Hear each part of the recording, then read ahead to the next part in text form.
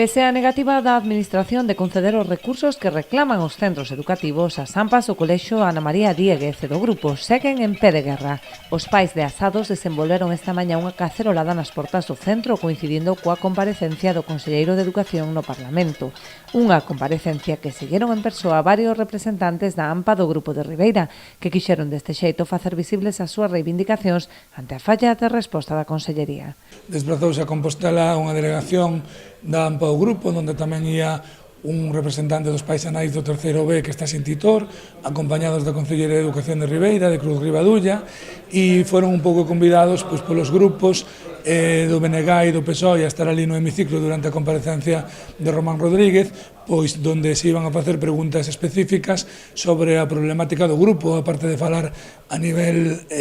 galego dos recortes que están sufrindo a educación pública, pois tamén se iba a falar concretamente desta problemática que estamos a ter no CEIPO grupo.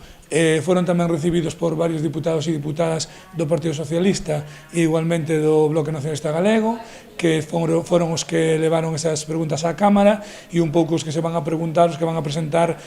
uns escritos directamente dirixidos á Consellería, pois para instalo a buscar solución canto antes ao problema máis importante que temos ahora mismo, que é a falta desa titora, dese titor en terceiro B, e que parece mentira que despois de 3 semanas de movilizacións e xa co curso avanzado teñamos que chegar a mala solución, entre comillas, de que sean 9 as mestras e os mestres que lle estén impartindo clase dende onte a esos nenos e nenas de 7 e 8 anos. Nesta mesma liña seguen as protestas en Noia, onde este xoves está convocada unha nova concentración ás 6:30 da tarde diante do Concello para denunciar os recortes que afectan o Colexio da Barquiña e o IES Campo de San Alberto. A continuación celebrarase un pleno no que a Corporación someterá a votación unha declaración institucional en defensa da educación pública e do alumnado con necesidades educativas especiais.